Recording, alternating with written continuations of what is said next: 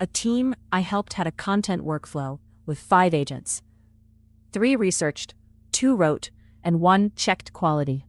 The demo looked fine. In production, the writers overwrote each other. The reviewer blessed claims that had no source, and a retry published the same article twice with 2 different titles.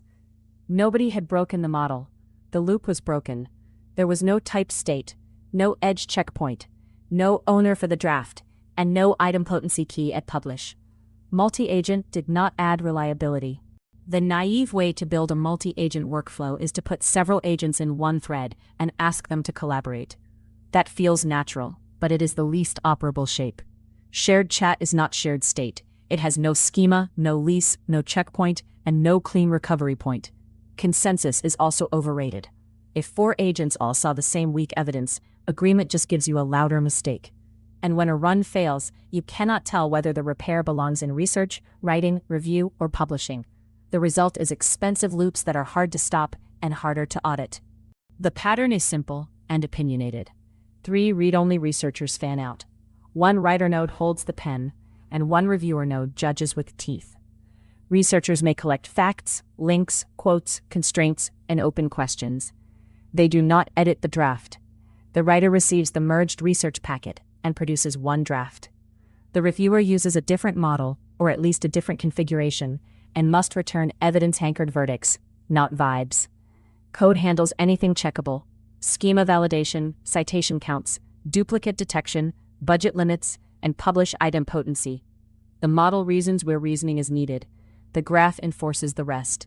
Mechanically, treat every edge as a save point. Start with a type state object: job ID, topic, constraints, research packets, draft, review verdict, failure class, budget ledger, and publish status. Launch 3 researcher nodes in parallel with read-only permissions and per-node budgets. Fan in by normalizing their outputs into the state, then checkpoint. The writer takes only that state and writes the draft. Checkpoint again.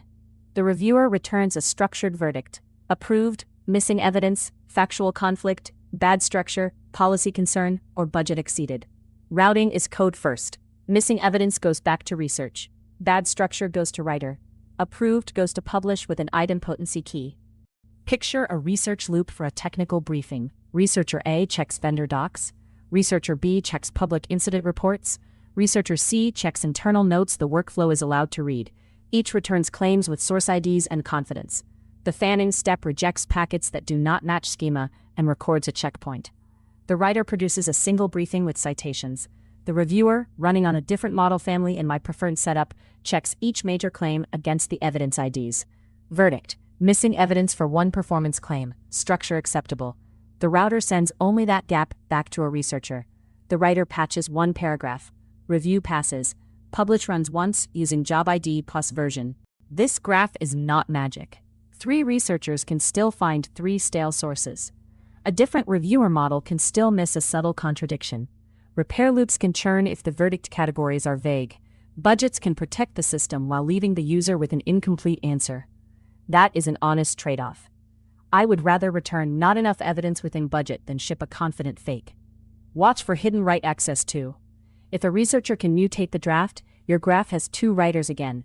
Also put a maximum repair count on every failure class. A loop without a stop condition is just a slow outage.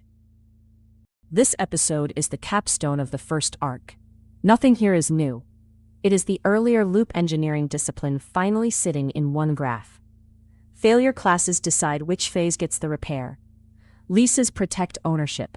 The writer owns the draft, the publisher owns the side effect, and researchers stay read-only. Verifier gates sit before publish, not after embarrassment. Type state replaces transcript archaeology. Budgets cap every node, instead of hoping the whole run behaves. In the graphs tier, the lesson is that orchestration is not drawing boxes.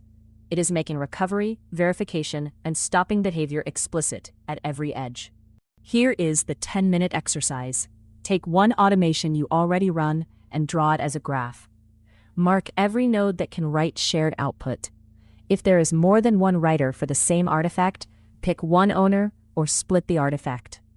Next, write a tiny state schema with 5 fields: job ID, inputs, intermediate evidence, output draft, and verdict. Add checkpoints between phases. Then define 3 failure classes and route them to the right repair phase. For example, missing evidence to research, unclear structure to writing, duplicate side effect to publish recovery.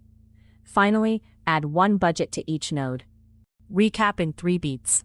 First, a reliable multi-agent workflow is a typed graph, not a busy group chat. Second, separate responsibilities. Researchers read, one writer writes, a cross-model reviewer anchors verdicts to evidence, and code routes the checkable parts. Third, every ant gets a checkpoint, every node gets a budget, and every side effect gets an idempotency key. That is how the research write review graph survives retries, partial failures, and repair loops. Tomorrow we keep moving through the graphs tier with more production shapes. New loop engineering episode daily on this channel. Build loops that finish, verify, and stop.